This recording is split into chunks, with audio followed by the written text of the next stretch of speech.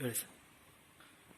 I am Siddharam Mulje, Associate Professor, Department of Sociology, V.V. Sandas, Veerashaiva College, Ballari. In continuation of the third unit, we shall try to learn about the caste system in India. The caste system is a principal form of social stratification found especially in the Indian society. It constitutes one of the three basic pillars of the Indian social system. The other two pillars are the joint family system and the village system of life. ಜಾತಿ ತನ್ನ ಎಲ್ಲ ವೈಶಿಷ್ಟ್ಯತೆಗಳೊಂದಿಗೆ ಭಾರತೀಯ ಸಮಾಜಕ್ಕೆ ಮಾತ್ರ ಸೀಮಿತವಾಗಿದೆ ಎನ್ನಬಹುದು.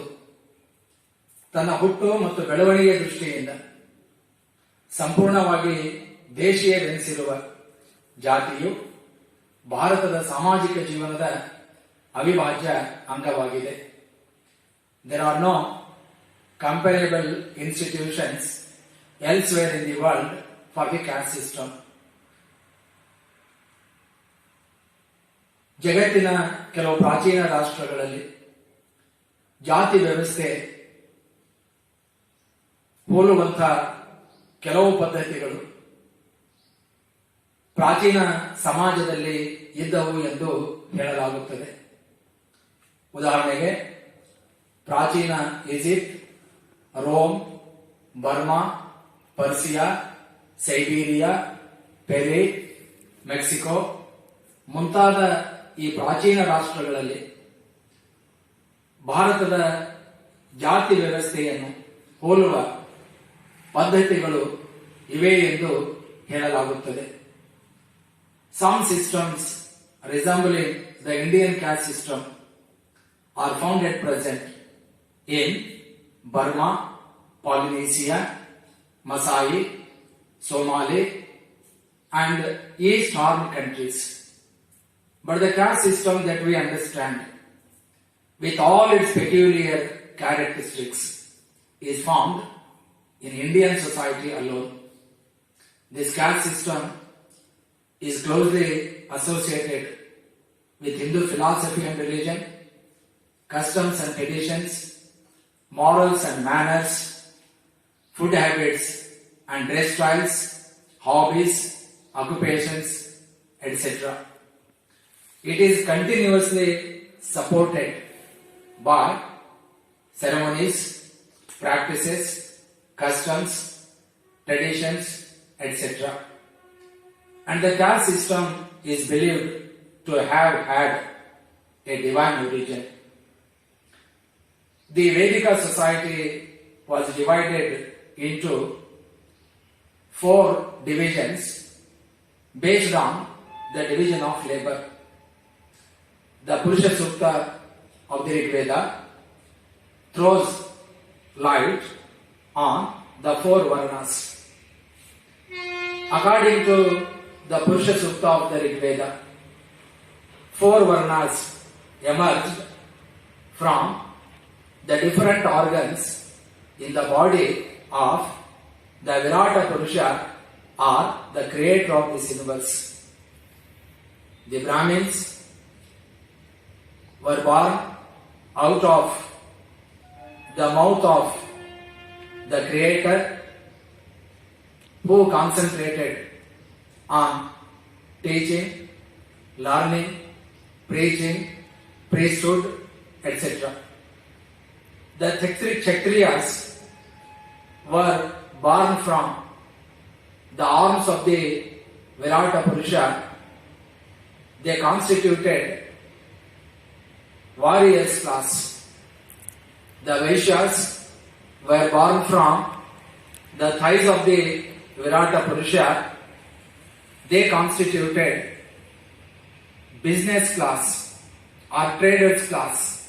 Their duty was to supply food grains to the people and to provide such other kinds of services to the people.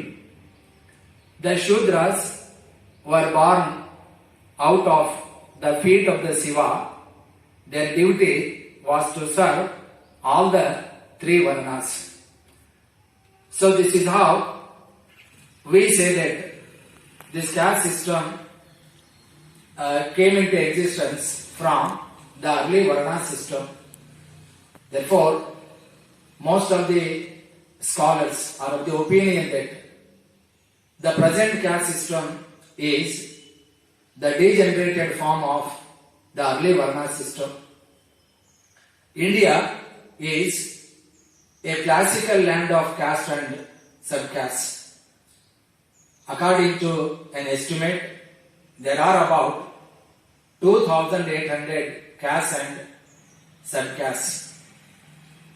With this, now we shall try to understand how is the word caste derived. The English term caste was first introduced in 17th century.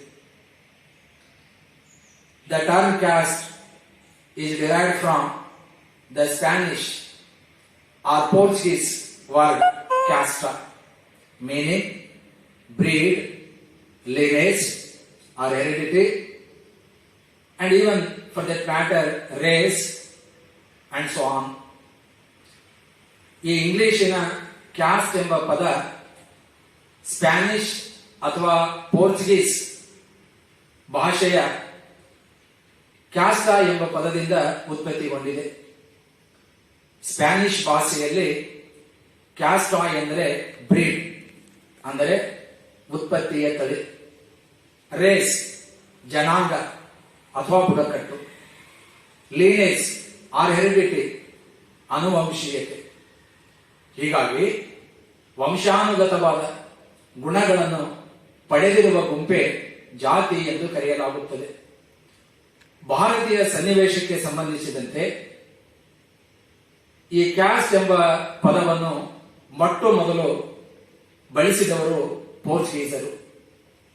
ಇಲ್ಲಿರುವ ವಿವಿಧ ಸಾಮಾಜಿಕ ಸಮೂಹಗಳನ್ನು ಸಂಕೇತಿಸುವುದಕ್ಕಾಗಿ ಈ ಪದವನ್ನು ಪೋರ್ಚುಗೀಸರು ಮೊಟ್ಟ ಮೊದಲ ಬಾರಿಗೆ ಭಾರತದಲ್ಲಿ ಬಳಸಲ್ಪಟ್ಟಿದ್ದರು.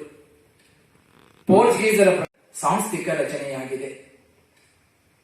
And in other words, hereditary classes are called caste. ಅನುವಂಶೀಯ ಸ್ವರೂಪದ ವರ್ಗಗಳನ್ನು ಜಾತಿಗಳು ಎಂದು ಕರೆಯಲಾಗುತ್ತದೆ. ಜಾತಿ ಎಂಬ ಪದದ ಅರ್ಥವನ್ನು ಬೇರೆ ಬೇರೆ ಸಮಾಜಶಾಸ್ತ್ರಜ್ಞರು ವ್ಯಾಖ್ಯಾನ ಮಾಡುವಂತಹ ಪ್ರಯತ್ನವನ್ನ ಮಾಡಿದ್ದಾರೆ. ಜಾತಿ ಎಂಬ ಪದದ ಅರ್ಥವನ್ನ ವ್ಯಾಖ್ಯೆಗಳ ಸಹಾಯದಿಂದ ಅಥವಾ ವ್ಯಾಖ್ಯಾನ ಮಾಡುವುದರ ಮೂಲಕ ಅರ್ಥ ಮಾಡಿಕೊಳ್ಳುವುದಕ್ಕೆ ಸಾಧ್ಯ ಇಲ್ಲ ಅನ್ನುವುದು ಸಮಾಜಶಾಸ್ತ್ರಜ್ಞರ ಒಂದು ಸ್ಪಷ್ಟ ಅಭಿಪ್ರಾಯವಾಗಿದೆ. ಯಾಕೆಂದರೆ caste is a very complex phenomena. Any attempt to define the term caste is bound to fail because of the complexity of the phenomena. ಹಾಗಾಗಿ M N. Srinivas, Opler, Bailey, Dutt, SV. Ketkar ಮತ್ತು ಡಾಕ್ಟರ್ ಜಿ.ಎಸ್. ಗುಲೆ ಜಾತಿಯ ಅರ್ಥವನ್ನು ವ್ಯಾಖ್ಯಾನ ಮಾಡುವಂತ ಗೋಜಿಗೆ ಹೋಗಲೇ ಇಲ್ಲ. ಬದಲಾಗಿ ಜಾತಿಯ ಗುಣಲಕ್ಷಣಗಳನ್ನು ವಿವರಿಸುವಂತಹ ಪ್ರಯತ್ನವನ್ನು ಅವರು ಮಾಡಲ್ಪಟ್ಟಿದ್ದಾರೆ. ಆದಾಗ್ಯೂ ಕೂಡ ನಮ್ಮ ಅಧ್ಯಯನದ ದೃಷ್ಟಿಯಿಂದ ಜಾತಿ ಅರ್ಥವನ್ನು ಕುರಿತು ಕೆಲವು ಸಮಾಜಶಾಸ್ತ್ರಜ್ಞರು ನೀಡಿರುವ ವ್ಯಾಖ್ಯೆಗಳ ಬಗ್ಗೆ ಇಲ್ಲಿ ನಾವು ತಿಳಿದುಕೊಳ್ಳುವಂತಹ ಪ್ರಯತ್ನವನ್ನು ಮಾಡೋಣ. ಮೊದಲನೇದಾಗಿ ಎಸ್.ವಿ. ಕೇತ್ಕರ್ ನೀಡಿರ್ತಕ್ಕಂಥ ವ್ಯಾಖ್ಯೆಯ ಬಗ್ಗೆ ಗಮನ ಹರಿಸೋಣ. According to S V. Ketkar, caste is a social group having two characteristics. Look at the first characteristic. The membership is confined to those who are born of members and includes all persons so born. Look at the second characteristic. members are forbidden by inexorable social laws to marry outside the group. Ketkar ಅವರ ಪ್ರಕಾರ ಜಾತಿ ಒಂದು ಸಾಮಾಜಿಕ ಸಮೂಹವಾಗಿದ್ದು 2 ಗುಣಲಕ್ಷಣಗಳನ್ನು ಒಳಗೊಂಡಿದೆ. ಸದಸ್ಯನಿಗೆ ಹುಟ್ಟಿನಿಂದಲೇ ಸದಸ್ಯತನವಿರುವುದು, ಹಾಗೆ ಹುಟ್ಟಿದವರೆಲ್ಲ ಅದರಲ್ಲಿ ಸೇರ್ಪಡೆಯಾಗುವರು. ಸಮೂಹದ ಹೊರಗಡೆಯಿಂದ ವಿವಾಹವಾಗದಂತೆ ಸದಸ್ಯರು ಕಠೋರವಾದ ಸಾಮಾಜಿಕ ನಿಯಮಗಳಿಂದ ನಿರ್ಬಂಧಿತರಾಗಿರುವರು. Look at another definition. According to D.N. Majumdar and T.N. Madan, caste is a closed social group. ಜಾತಿ ಒಂದು ಮುಚ್ಚಿದ ಸಾಮಾಜಿಕ ಸಮೂಹವಾಗಿದೆ.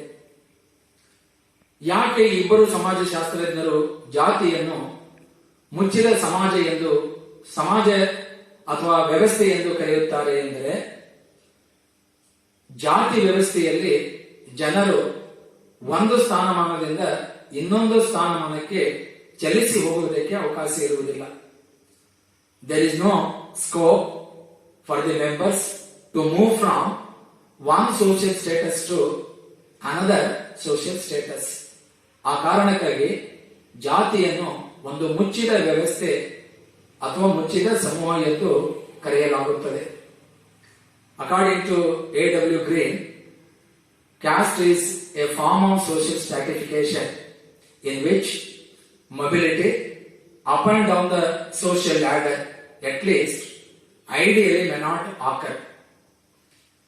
ಜಾತಿಯು ಸಾಮಾಜಿಕ ಸ್ತರ ವಿನ್ಯಾಸದ ಒಂದು ರೂಪವಾಗಿದ್ದು, ಇದರಲ್ಲಿ ಅಂತಸ್ತಿನ ಏಣಿ ಶ್ರೇಣಿಗಳಲ್ಲಿ ಲಂಬ ಚಲನೆಯು ತಾತ್ವಿಕವಾಗಿ ಯಾದರೂ ಸಂಭವಿಸದೇ ಇರಬಹುದು. ಇನ್ನೊಂದು ವ್ಯಾಖ್ಯೆಯನ್ನು ನೋಡುವುದಾದರೆ, ಜೆ.ಎಚ್. ಹಟನ್ ವ್ಯಾಖ್ಯಾನ ಮಾಡಿದಂತೆ ಜಾತಿ ಒಂದು ಒಳಬಾಂಧವ್ಯ ಸಮೂಹವಾಗಿದೆ. J.H. Hutton defined caste as an endogamous group. Endogamy is a rule of marriage according to which one should marry within his own caste and subcaste. ಆ ಕಾರಣಕ್ಕಾಗಿ ಜಾತಿಯನ್ನು J.H. Hutton ಅವರು ಒಳಬಾಂಧವ್ಯ ಸಮೂಹವೆಂದು ವ್ಯಾಖ್ಯಾನ ಮಾಡಲ್ಪಟ್ಟಿದ್ದಾರೆ. A great British scholar and ethnographer, Sir Herbert Risley, gave his own definition on the meaning of the term caste.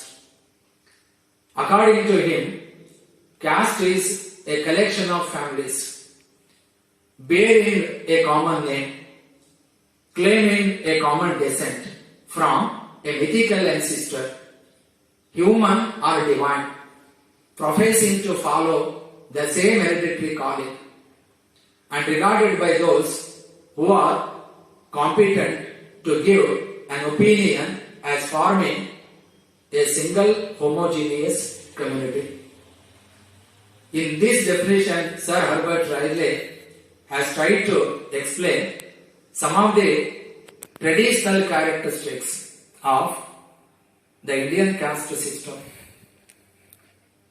ಈ ವ್ಯಾಖ್ಯೆಗಳನ್ನು ಅರ್ಥ ಮಾಡಿಕೊಂಡ ನಂತರ ಜಾತಿಯ ಸಾಂಪ್ರದಾಯಿಕ ಗುಣಲಕ್ಷಣಗಳ ಬಗ್ಗೆ ನಾವು ತಿಳಿದುಕೊಳ್ಳುವಂತಹ ಪ್ರಯತ್ನ ಮಾಡೋಣ. ಪ್ರಮುಖವಾಗಿ ಡಾಕ್ಟರ್ ಜಿ.ಎಸ್. ಗುಳೆಯವರು ಜಾತಿಯ ಸಾಂಪ್ರದಾಯಿಕ ಲಕ್ಷಣಗಳನ್ನು ಕುರಿತು ತಮ್ಮ caste and race in India ಎಂಬ ಗ್ರಂಥದಲ್ಲಿ ವಿವರಿಸಲ್ಪಟ್ಟಿದ್ದಾರೆ. ಗುಳೆಯವರು ಜಾತಿ ಎಂಬ ಪದದ ಅರ್ಥವನ್ನು ವ್ಯಾಖ್ಯಾನ ಮಾಡುವುದರ ಬದಲಾಗಿ ಅದರ ಸಾಂಪ್ರದಾಯಿಕವಾಗಿರ್ತಕ್ಕಂಥ ಲಕ್ಷಣಗಳನ್ನ ತಾನು ರಚನೆ ಮಾಡಿರ್ತಕ್ಕಂಥ ಆ ಜಾತಿ ಮತ್ತು ಜನಾಂಗ ಎಂಬ ಗ್ರಂಥದಲ್ಲಿ ವಿವರಿಸಲ್ಪಟ್ಟಿದ್ದಾರೆ. ಜಾತಿಯ ಮೊದಲನೇ ಸಾಂಪ್ರದಾಯಿಕ ಗುಣಲಕ್ಷಣ caste as A segmental division of society. The Indian society is divided into a number of castes and subcastes. India is not a homogeneous society. It is a heterogeneous one. ಹಾಗಾಗಿ ಸುಮಾರು ಜಾತಿ ಮತ್ತು ಉಪಜಾತಿಗಳು ಈ ಭಾರತೀಯ ಸಮಾಜದಲ್ಲಿ ಕಂಡುಬರುತ್ತವೆ. ಪ್ರತಿಯೊಂದು ಜಾತಿ ತನ್ನದೇ ಆಗಿರ್ತಕ್ಕಂಥ ಸಂಸ್ಕೃತಿ ಮತ್ತು ಜೀವನ ವಿಧಾನವನ್ನು ಹೊಂದಿರುತ್ತದೆ. In the Indian caste system, status is determined on the basis of birth. In fact, birth plays a very significant role in determining the status of a newborn individual in Indian caste system. ಈ ಭಾರತದ ಜಾತಿ ವ್ಯವಸ್ಥೆಯಲ್ಲಿ ಅದೇ ತಾನೇ ಜನ್ಮ ತಾಳಿರ್ತಕ್ಕಂಥ ಒಬ್ಬ ವ್ಯಕ್ತಿಯ ಸ್ಥಾನಮಾನವನ್ನು ನಿರ್ಧರಿಸುವಲ್ಲಿ ಹುಟ್ಟು ಅಥವಾ ಜನ್ಮ ಬಹಳ ಪ್ರಮುಖ ಪಾತ್ರ ವಹಿಸುತ್ತದೆ. ಹುಟ್ಟಿನ ಆಧಾರದ ಮೇಲೆ ಇಲ್ಲಿ ಸದಸ್ಯತನವನ್ನು ನಿರ್ಧಾರ ಮಾಡಲಾಗುತ್ತದೆ. ಉನ್ನತ ಜಾತಿಯಲ್ಲಿ ಜನ್ಮ ತಾಳಿದರೆ ಉನ್ನತ ಸ್ಥಾನಮಾನವನ್ನು ದೊರೆಯುತ್ತದೆ. ನಿಮ್ನ ಜಾತಿಯಲ್ಲಿ ಜನ್ಮ ತಾಳಿದರೆ ಕೀಳು ಸ್ಥಾನಮಾನ ದೊರೆಯುವಂಥದ್ದನ್ನ ಈ ಜಾತಿ ವ್ಯವಸ್ಥೆಯಲ್ಲಿ ನಾವು ಕಾಣಲ್ಪಡುತ್ತೇವೆ. ಒಂದು ಸಲ ಸದಸ್ಯತ್ವ ನಿರ್ಧಾರವಾದರೆ, once the status is determined or membership is fixed, it continues throughout the life span. ಯಾವುದೇ ಕಾರಣಕ್ಕೂ ಹುಟ್ಟಿನ ಸಂದರ್ಭದಲ್ಲಿ ನಿರ್ಧಾರವಾಗಿರುವ ಸ್ಥಾನಮಾನವನ್ನು ಬದಲಾವಣೆ ಮಾಡಿಕೊಳ್ಳುವುದಕ್ಕೆ ಅವಕಾಶ ಇಲ್ಲದೆ ಇರುವಂಥದ್ದು. No amount of power, wealth, property, money or wealth can change the status of a person which is determined at the time of his birth. ಅದನ್ನು ಬದಲಾವಣೆ ಮಾಡೋದಕ್ಕೆ ಸಾಧ್ಯ ಆಗುವುದಿಲ್ಲ. ಆದ್ದರಿಂದ status in the Indian caste system is unchangeable, unacquirable, non-transferable, inalienable, inseparable. ಹಾಗಾಗಿ ಹುಟ್ಟಿನ ಸಂದರ್ಭದಲ್ಲಿ ನಿರ್ಧಾರವಾಗಿರುವಂತಹ ಸ್ಥಾನಮಾನ ಜೀವನದ ಕೊನೆಯ ದಿನದವರೆಗೂ ಕೂಡ ನಮ್ಮೊಂದಿಗೆ ಮುಂದುವರೆದುಕೊಂಡು ಬರುತ್ತದೆ ಎನ್ನುವಂಥದ್ದು ಇಲ್ಲಿ ನಾವು ಕಾಣುತ್ತೇವೆ. Every caste has its own well defined boundary. ಪ್ರತಿ ಜಾತಿ ತನ್ನದೇ ಆದ ಒಂದು ಸ್ಪಷ್ಟವಾಗಿ ನಿರ್ಧಾರ ಮಾಡಲ್ಪಟ್ಟಿರ್ತಕ್ಕಂಥ ಎಲ್ಲೆ ಅಥವಾ ಸರಹದ್ದನ್ನು ಹೊಂದಿರುತ್ತದೆ. Each caste has its own customs, traditions, morals, practices, rights and rituals. ಅದರ ಜೊತೆಗೆ ಪ್ರತಿ ಜಾತಿ ತನ್ನದೇ ಆಗಿರ್ತಕ್ಕಂಥ ನೀತಿ ಮತ್ತು ನಿಯಮಾವಳಿಗಳನ್ನು ಒಳಗೊಂಡಿರುತ್ತದೆ. ಹಾಗಾಗಿ ಈ ಜಾತಿಗಳಲ್ಲಿ ನಾವು ಜಾತಿ ಪಂಚಾಯಿತಿ ಅಥವಾ ಜಾತಿ ಪರಿಷತ್ ನೋಡಲ್ಪಡುತ್ತೇವೆ. ಈ ಜಾತಿ ಪಂಚಾಯಿತಿ ಆಯಾ ಜಾತಿಗಳಲ್ಲಿಯ 5 ಸದಸ್ಯರನ್ನ ಒಳಗೊಂಡಿರುತ್ತದೆ. ಹಿರಿತನ ಮತ್ತು ಪ್ರತಿಷ್ಠೆ ಪಡೆದಿರುವ ಆಧಾರದ ಮೇಲೆ ಆ ಸದಸ್ಯರನ್ನು ಜಾತಿ ಪಂಚಾಯಿತಿಯ ಸದಸ್ಯರನ್ನಾಗಿ ನೇಮಕ ಮಾಡಲಾಗುತ್ತದೆ. The members of caste council or caste panchayats were chosen on the basis of seniority and prestige enjoyed by the members. This caste council has several functions to perform. Look at some of the important functions which were performed by this caste council. One, it used to make the members comply with caste rules and regulations. ಜಾತಿ ನೀತಿ ನಿಯಮಾವಳಿಗಳನ್ನು ಪ್ರತಿಯೊಬ್ಬ ಸದಸ್ಯನು ಕಟ್ಟುನಿಟ್ಟಾಗಿ ಪಾಲನೆ ಮಾಡಬೇಕು. Settling caste disputes and giving its final verdicts on the issues referred to it. ಜಾತಿ ಪಂಚಾಯತಿಯ ಗಮನಕ್ಕೆ ಯಾವುದೇ ಜಾತಿಯ ಸದಸ್ಯರ ನಡುವೆ ಇರತಕ್ಕಂಥ ವಿವಾದಗಳನ್ನು ತರಲ್ಪಟ್ಟಾಗ ವಿಚಾರಣೆ ಮಾಡಿ ಅವುಗಳನ್ನ ಪರಿಹರಿಸಿ ತನ್ನ ಅಂತಿಮ ನಿರ್ಣಯವನ್ನ ನೀಡುವ ಕಾರ್ಯವನ್ನು ಮಾಡುತ್ತಿತ್ತು. Then giving punishment to those who violated caste rules and regulations. ಜಾತಿ ನಿಯಮಗಳನ್ನು ಉಲ್ಲಂಘನೆ ಮಾಡಿದವರಿಗೆ ಶಿಕ್ಷೆಯನ್ನು ಕೊಡುವುದು. The punishment was given in various forms, like imposing fine, arranging dinner party for fellow caste men, purification, outcasting, pilgrimage ಮುಂತಾದ ರೂಪಗಳಲ್ಲಿ ನಿಯಮಗಳನ್ನು ಉಲ್ಲಂಘನೆ ಮಾಡಿದವರಿಗೆ ಜಾತಿ panchayat ಶಿಕ್ಷೆಯನ್ನ ನೀಡುತ್ತಿತ್ತು. And it used to deal with some civic matters like breaking the marriage promise, refusal on the part of the husband to take the wife to his house, cruelty to wife, adultery on the part of wife, killing the cows, insulting the Brahmins, and even for that matter, such various other matters are dealt in by the caste council or caste panchayat. The caste panchayat was striving to promote the well-being or welfare of its members. It always used to safeguard and protect the interest of its members. But caste councils are not found today anywhere in India, in any caste. When the Panchayat Raj system came into existence, democracy was introduced in India, then these caste councils began to disappear from India and they began to decline at a very faster rate. Look at the second traditional characteristic of the Indian caste system. Caste representing a social hierarchy.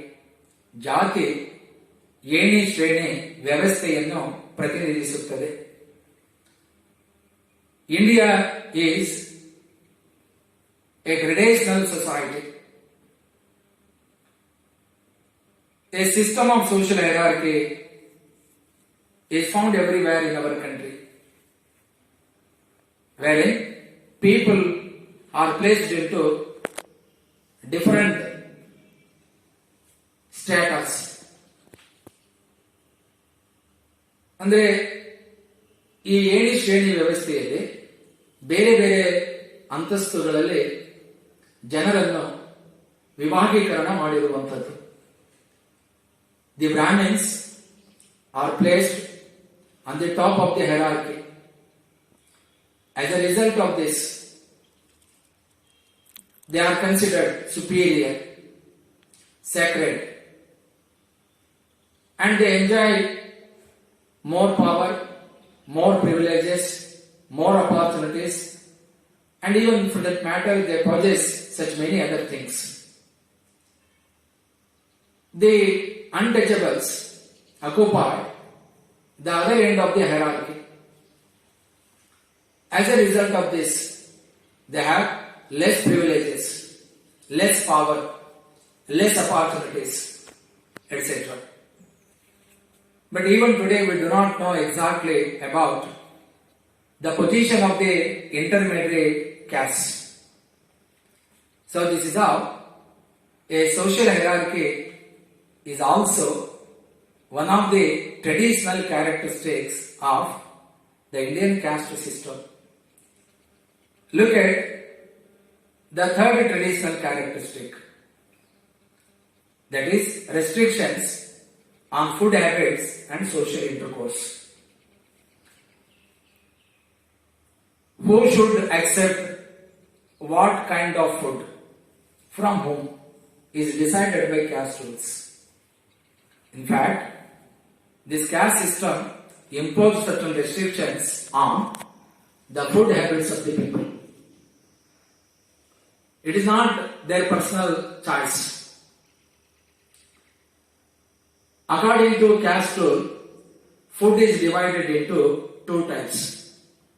Pakka food and Kacha food. The food that was cooked in ghee was called Pakka food, and the food that was cooked in water was called Kacha food. A Brahmin would accept Pakka food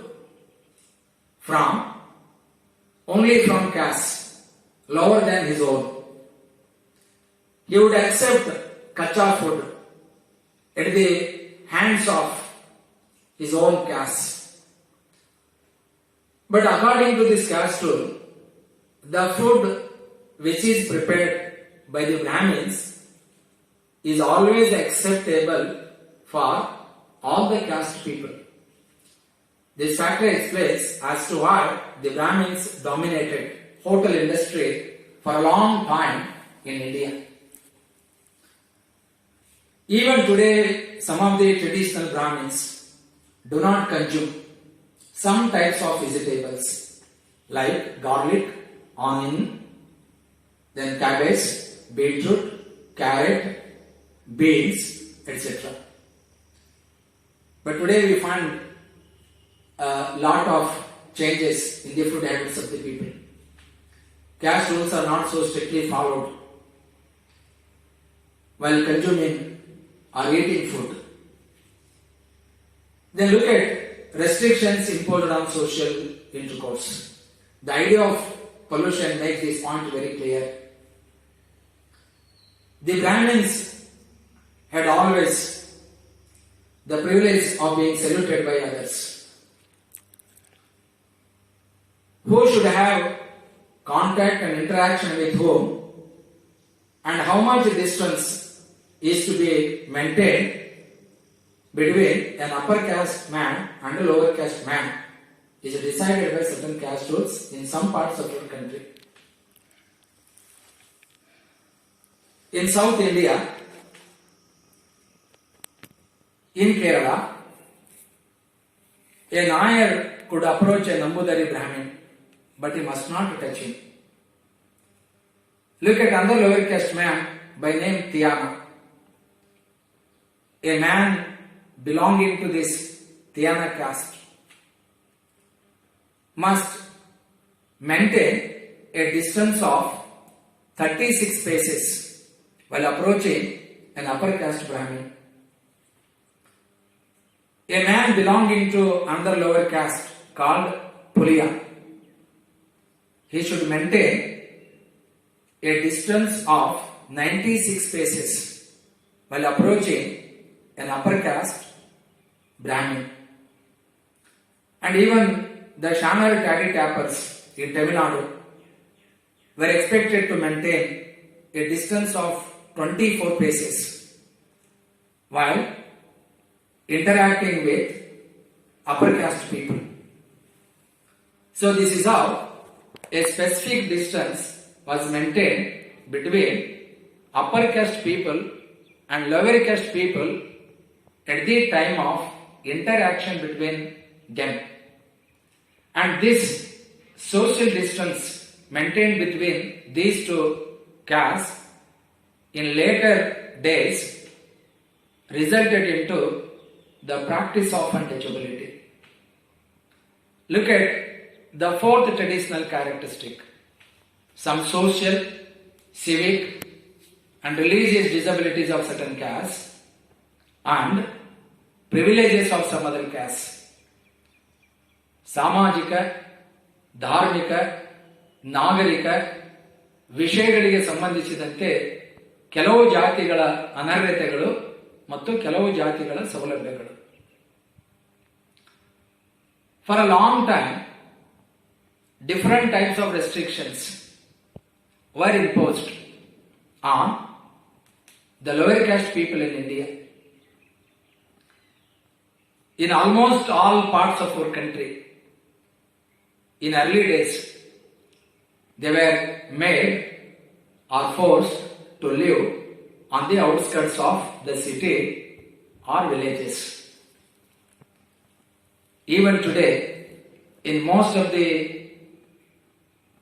villages of our country, lower caste people are not allowed to draw water from the public wells. Some public places like hotels, hostels, public lecture halls, temples, theatres, and so many other public places were not kept open for them for a long time. And even the lower caste people were not allowed to wear new clothes, golden ornaments, or to use umbrella, or to milk the cows, and even for that matter such many other restrictions were imposed on them in the Indian caste system.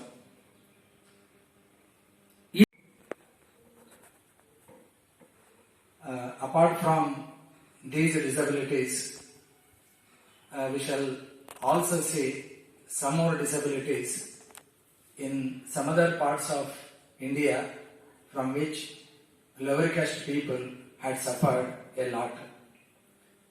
It is recorded that during the period of Peshwa rule in Maharashtra, the Mahars and monks were not allowed within the main gate of Pune before 9 a.m. and after 3 p.m.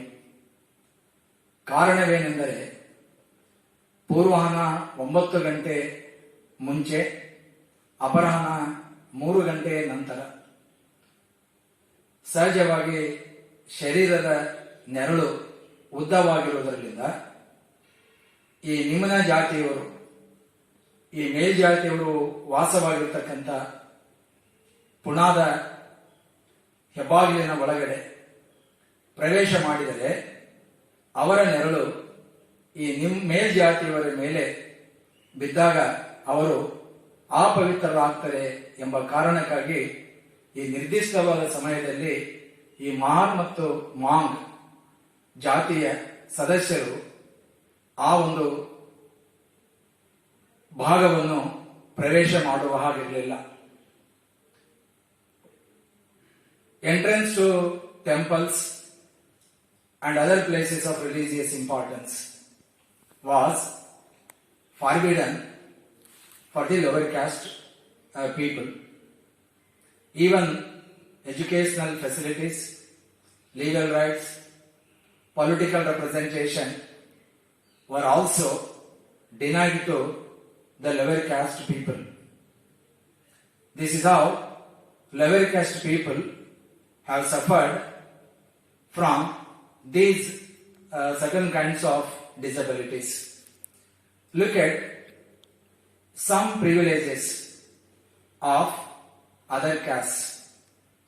ಇತರ ಕೆಲವು ಮೇಲ್ಜಾತಿಯವರು ಅನುಭವಿಸಿದ ಸೌಲಭ್ಯಗಳ ಬಗ್ಗೆ ಈಗ ತಿಳಿದುಕೊಳ್ಳುವ ಪ್ರಯತ್ನವನ್ನು ಮಾಡೋಣ.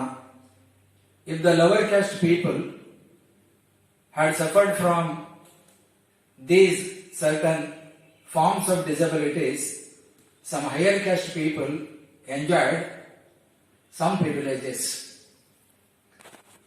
The Brahmins never saluted others.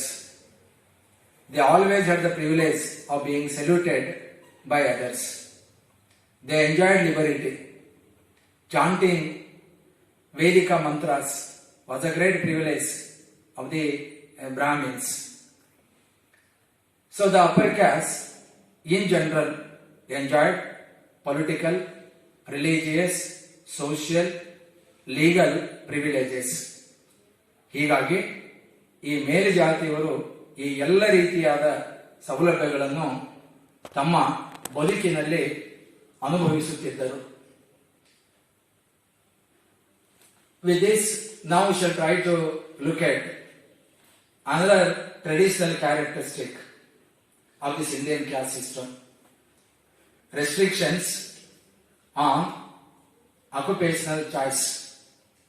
ಈ ಜಾತಿಯ ಇನ್ನೊಂದು ಪ್ರಮುಖ ಸಾಂಪ್ರದಾಯಿಕ ಲಕ್ಷಣವಾದ ಉದ್ಯೋಗದ ಆಯ್ಕೆ ಮೇಲಿನ ನಿರ್ಬಂಧನೆಗಳು ಅಥವಾ ಕಟ್ಟಳೆಗಳ ಬಗ್ಗೆ ಇಲ್ಲಿ ತಿಳಿದುಕೊಳ್ಳುವಂತಹ ಪ್ರಯತ್ನವನ್ನು ಮಾಡೋಣ. In the caste ridden society, there is a gradation of occupation also. For a long time, occupations were very much associated with the caste system.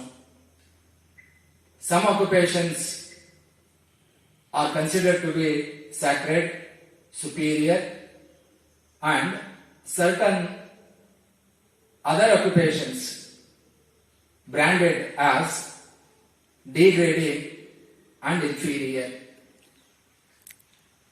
Each caste had its own specific occupation.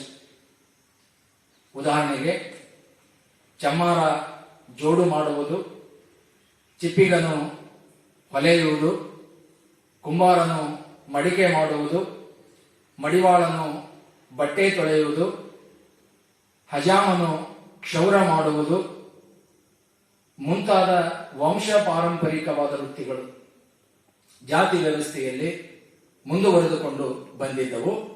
ಪ್ರತಿಯೊಂದು ಜಾತಿಯು ಕೂಡ ತನ್ನಗೆ ಸೀಮಿತವಾಗಿರ್ತಕ್ಕಂಥ ವಹಿಸಿರುವಂತಹ ಆ ವಂಶ ಪಾರಂಪರಿಕವಾದ ವೃತ್ತಿಯನ್ನು ಕೈಗೊಳ್ಳಬೇಕಾಗುತ್ತಿತ್ತು. The caste members were expected to continue the same occupation throughout their life. ಹಾಗಾಗಿ ಈ ಜಾತಿ ವ್ಯವಸ್ಥೆಯಲ್ಲಿ ವಂಶ ಪಾರಂಪರಿಕವಾದ ವೃತ್ತಿಗಳನ್ನೇ ನಾವು ಕಾಣುತ್ತೇವೆ.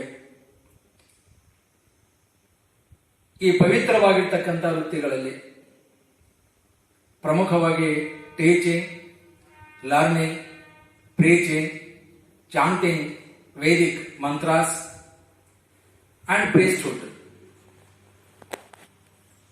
ಆ ಪವಿತ್ರವಾಗಿರ್ತಕ್ಕಂಥ ವೃತ್ತಿಗಳಲ್ಲಿ tailoring, shoe making, leather work, tanning, scavenging, sweeping, rope making, basket making, ಇನ್ನು ಇಂಥ ಹಲವು ಬಗೆಯ ವೃತ್ತಿಗಳನ್ನು ನಾವು ಕಾಣುತ್ತೇವೆ.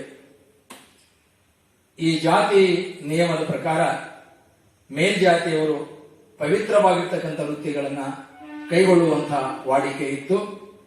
ನಿಮ್ನ ಜಾತಿಯವರು ಈ ಅಪವಿತ್ರವಾಗಿರ್ತಕ್ಕಂಥ ವೃತ್ತಿಗಳನ್ನು ಮಾತ್ರ ಕೈಗೊಳ್ಳಬೇಕು ಎನ್ನುವಂತ ಒಂದು ಕಟ್ಟುನಿಟ್ಟಾದ ನಿಯಮವಿತ್ತು.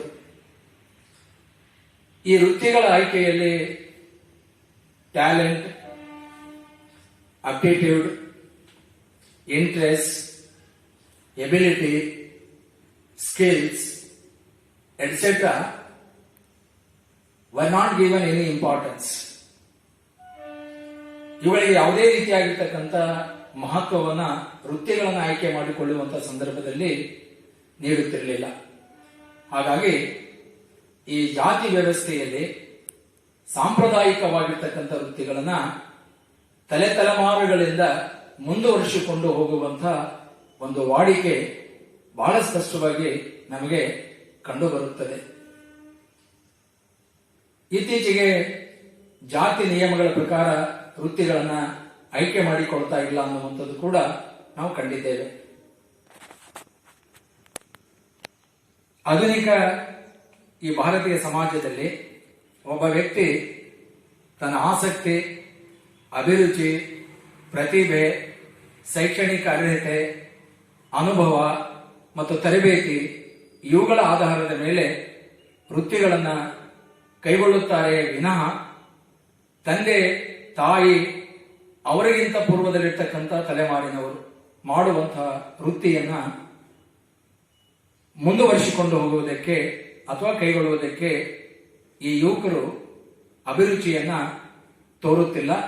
ಜೊತೆಗೆ ಇಲ್ಲಿ ಎಲ್ಲರಿಗೂ ಸ್ವಾತಂತ್ರ್ಯ ಎಲ್ಲಾ ಕ್ಷೇತ್ರಗಳಲ್ಲಿ ನೀಡುವುದರಿಂದ ಕೇವಲ ಪ್ರತಿಭೆ ಮತ್ತು ಅರ್ಹತೆ, ಸಾಮರ್ಥ್ಯ ಆಧರಿಸಿ ಮಾತ್ರ ವೃತ್ತಿಗಳನ್ನ ಆಯ್ಕೆ ಮಾಡಿಕೊಳ್ತಕ್ಕಂಥದ್ದು ಇತ್ತೀಚೆಗೆ ನಾವು ನೋಡ್ತಾ ಇದ್ದೀವಿ.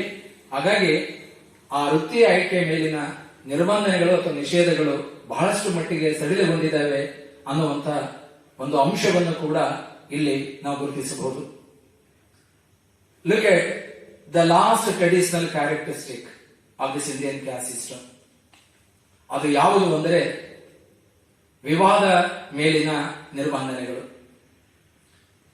The caste system imposed certain restrictions on marriage also.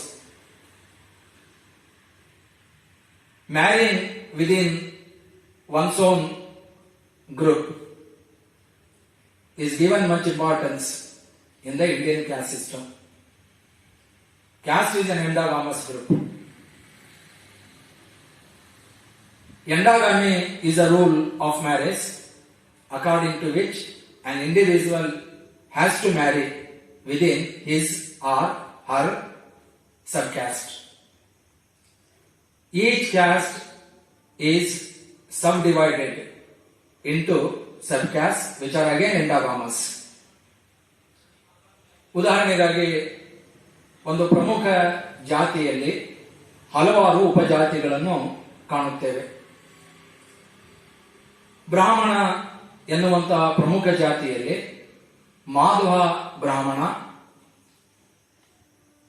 Kashmiri ಬ್ರಾಹ್ಮಣ, ಸ್ಮಾರ್ಥ ಬ್ರಾಹ್ಮಣ, ಅಯ್ಯಂಗಾರ್ ಬ್ರಾಹ್ಮಣ, ಅಯ್ಯರ್ ಬ್ರಾಹ್ಮಣ ಮತ್ತು ಹೀಗೆ ಹಲವು ಉಪಜಾತಿಗಳನ್ನು ಈ ಒಂದು ಬ್ರಾಹ್ಮಣ ಎಂಬ ಪ್ರಮುಖ ಜಾತಿಯಲ್ಲಿ ನಾವು ನೋಡುತ್ತೇವೆ.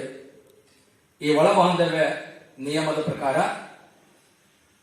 ಒಬ್ಬ ಅಯ್ಯರ್ ಬ್ರಾಹ್ಮಣ ಹುಡುಗ ಅಯ್ಯರ್ ಬ್ರಾಹ್ಮಣ ಹುಡುಗಿಯನ್ನೇ ಮದುವೆ ಆಗಬೇಕು. ಅಯ್ಯಂಗಾರ್ ಬ್ರಾಹ್ಮಣ ಹುಡುಗಿ ಅಯ್ಯಂಗಾರ್ ಬ್ರಾಹ್ಮಣ ಹುಡುಗನನ್ನೇ ಮದುವೆ ಆಗಬೇಕು ಅನ್ನುವಂಥ ನಿಯಮವಿದೆ. ಈ ನಿಯಮವನ್ನು ಇಂದಿಗೂ ಕೂಡ ಬಹಳ ಕಟ್ಟುನಿಟ್ಟಾಗಿ ಪರಿಪಾಲನೆ ಮಾಡಿಕೊಂಡು ಬಹುತೇಕ ಜಾತಿಗಳಲ್ಲಿ ಬರಲಾಗಿದೆ. Intercaste marriages are legally permitted in our country, but intercaste marriages are not so commonly practiced even today in modern Indian society. ಈ ಜಾತಿಯಲ್ಲಿ ವಿವಾಹಕ್ಕೆ ಸಂಬಂಧಪಟ್ಟಂತೆ ಇನ್ನೂ ಎರಡು ಪ್ರಮುಖವಾದ ನಿಯಮಗಳನ್ನು ನಾವು ಕಾಣುತ್ತೇವೆ. ಒಂದು ಹೊರಬಾಂಧವ್ಯ ವಿವಾಹ. ಆ ಹೊರಬಾಂಧವ್ಯ ವಿವಾಹದಲ್ಲಿ ಸಪಿಂಡ ಹೊರಬಾಂಧವ್ಯ ಮತ್ತು ಸಗೋತ್ರ ಹೊರಬಾಂಧವ್ಯ ಎಂಬ ಎರಡು ಉಪನಿಯಮಗಳನ್ನು ನೋಡಬಹುದು. Sapinda marriage is privated among the upper caste people. Sapinda marriage do not take place in the Indian caste system. This Sapinda marriage is prohibited because marrying within one's own pinda is also not accepted by the community. Pinda means common parentage. According to Brahaspati, offsprings from 5 maternal generations and 7 paternal generations constitute Sapinda, therefore they cannot intermarry. Sapinda exogamy means marrying outside one's own pinda. Then look at Sagotra marriage. Sagotra marriage is also prohibited in the Indian caste system. Particularly, the upper castes are not permitted to practice Sagotra marriage. Marrying outside one's own Gotra is permitted in the Indian caste system. This restriction has been imposed on marriage since the people of one Gotra are believed to have similar blood. And even Saparva exogamy is also allowed in the Indian caste system. So this is how this caste system imposes restrictions on selection of life partners and even for that matter different aspects of marriage. These characteristics were found to be associated with caste in their typical form before the system was exposed to the influence of modern values and ideologies such as liberty, freedom, social justice, social equality, equality of sex, individual liberty, and so on and so forth.